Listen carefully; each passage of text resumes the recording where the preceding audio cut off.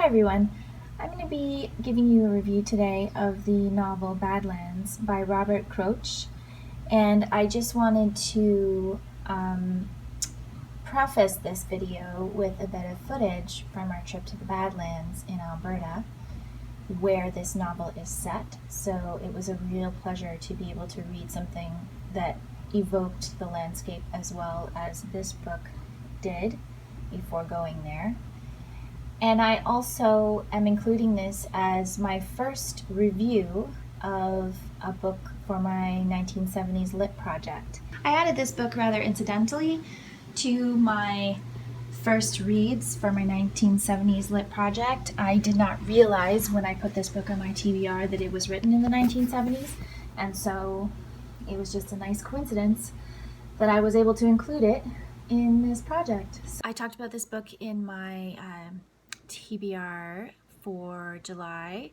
It is a coffee table book, I would say. I mean, it's not the size of the really large coffee table books, but it is a hardback, quite heavy.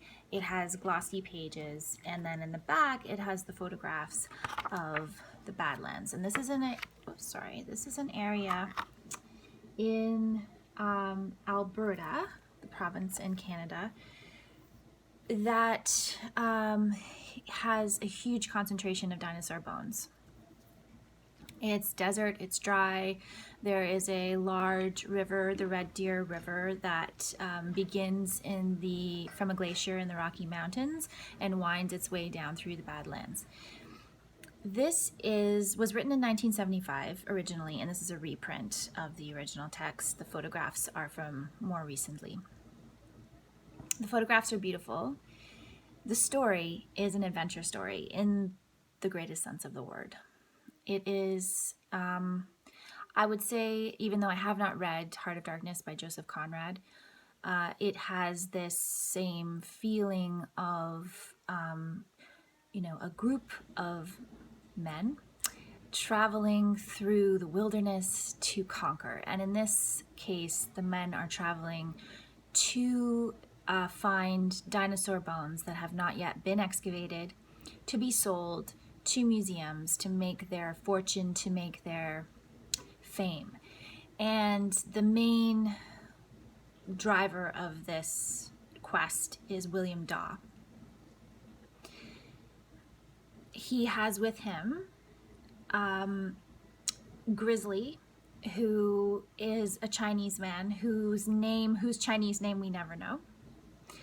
We know of Webb, who is a younger, stronger white man who is out to prove himself, is out to make a buck, but really is there for he's partly comic relief, he's partly the brawn, he's partly the brains. For part of the story, we have McBride, who has left his family to navigate this huge river raft down the Red Deer River to the area where they can excavate the bones. And we have Toon, who is picked up later on in the story. He's young, he's 15, he's out to find his way in the world, figure out what he's going to do, and he can play the piano. He's kind of representative of a softer version of masculinity that is also connected to childhood, and so he represents this coming of age element of the story where he is being turned from a boy into a man. There's also two female characters in the story. Anna Daw, who is William Daw's daughter, who was raised basically without her father having much connection to her, and Anna Yellowbird, who is a First Nations woman who encounters the group and becomes entwined in the group throughout the story. Sorry, I can't hold this up the whole time, it's really heavy. There were parts of this book that I thought were so engrossing and brilliant. I loved the descriptions of the landscape, the short chapters that were very episodic but kept the story moving at a really nice pace. The connection between the men was very well established. The characters themselves of the men were very well established. You don't really like William Daw at all. He's not a likable main character. He is ambitious, he is harsh, he is out for his own self, he's arrogant. You don't really like Webb. He's quite crass and crude. He drinks too much. He's a womanizer. He's a bragger. Grizzly is the man of Chinese descent who is apparently older. He's kind of described in a more stereotypical way, so he's not really given a lot of character traits that would separate him from a caricature of a Chinese man of the early 20th century who is making his way in Canada after immigrating. Toon is probably the most sympathetic character on the boat, along with Anna Yellowbird. I finished this story last night and I've been thinking about it since. I think there's a lot in here to dig your teeth into and to think about in terms of the era that it was written. So obviously it was written in 1975. And so ideas about women were changing. And I think that Crotesh tried to incorporate a sense of women having more agency into this story in a very small way. I wouldn't say it was in any way a huge part, but you do have portions where Anna is reflecting. She's reading her father's journals from his field notes from his time collecting the dinosaurs. She knows that he's not telling the whole truth about about what's actually happening. But you are hearing their perspective as the story goes along. So she's not really telling you the whole story. The story is being told to you as if you were a fly on the wall. And you're getting her reflections as she's reading the notes that he scribbled down during the expedition. And she's trying to piece together who her father was, why he was so distant, why he was such a difficult man. I was very pleased with the story and really into it until about the three-quarter mark, and then the author decided to get into some tricky territory for me, that being sexuality, and specifically the sexuality of Anna Yellowbird. And he had been using terminology that, of course, we would not use now. So the terminology of referring to a First Nations woman as a squaw was obviously a very derogatory and racist term that was used in the early 20th century. And so I understood that those men would have called her a squaw and would have discounted her. They would have treated her as lesser. That is the common way of that time for dealing with First Nations people, for white people, white settlers, white conquerors coming into land they don't know and trying to take advantage of that land for their own gain. So I felt like he was realistically representing that time period, even though it made me uncomfortable that he was using that terminology. And then at the three-quarter mark, he decided to bring Anna into the story, and her sexuality became a plot point.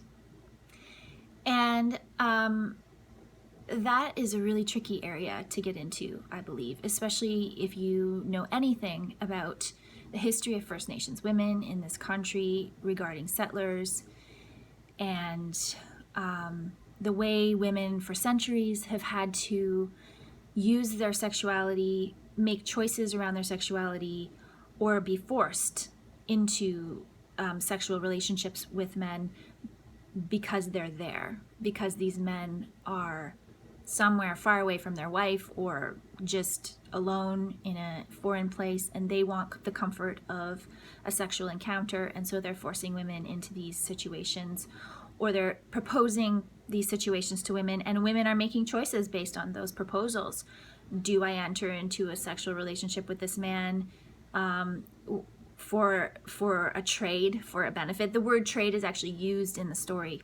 So I was trying the whole time to imagine if I was a First Nations woman reading this story, if I would feel triggered or insulted, or if I would feel like it was an accurate representation. And I, obviously being a white woman settler myself, could not figure that out. I don't know. I think it's very, very complicated, especially when it comes to sexuality and feminism and men writing about women's sexuality from a male perspective. I think it gets very, very tricky, and it was very tricky in this book. I can't really say if Anna was empowered and was being written accurately, or if she was also being used as a caricature of her culture, and the kind of stereotypical views of First Nations women that have pervaded our culture since the first settlers arrived in Canada. So that was really complicated for me, and it definitely changed my perspective of the book, made me feel a bit uncomfortable, made me feel less engaged in the story.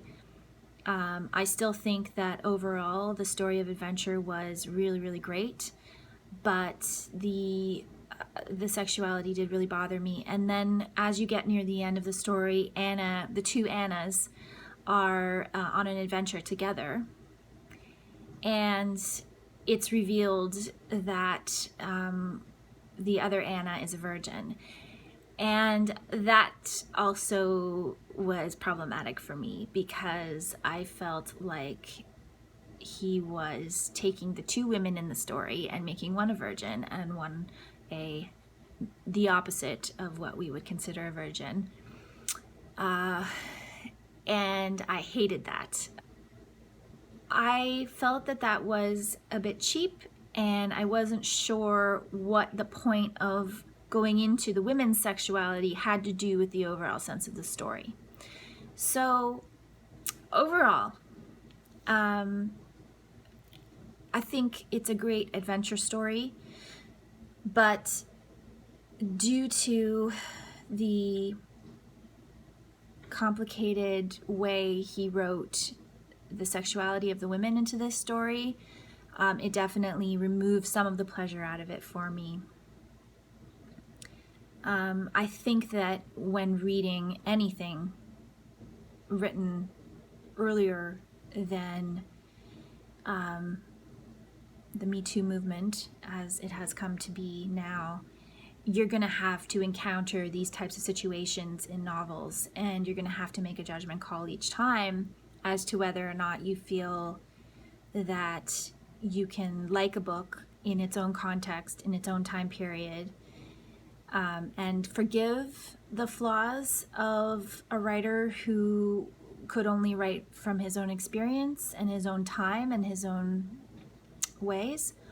Or if you're going to dismiss that and say, it's just too blatantly racist, it's just too blatantly sexist, I can't accept that. So I don't really have an answer in this review. I just wanted to bring up that is in this book, and to say that if you were going to read it and you were a First Nations woman in particular, I feel that there could be triggering things in this book for you, and I don't know if you would feel that the representation was well done or not, because I feel very conflicted about the representation myself.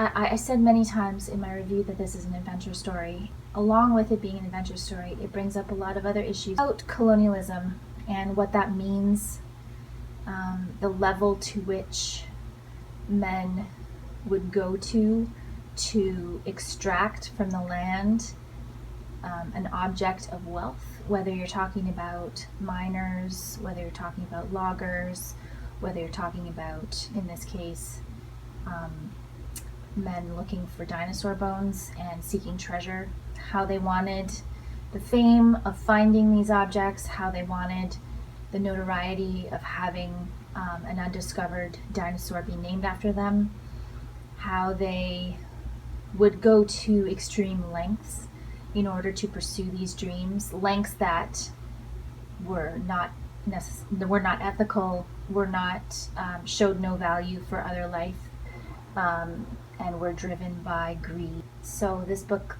goes into all those things and documents those things, and I couldn't help but think about those things when visiting the landscape that the novel was set in. And I will be back again soon with another video, so thanks so much for watching.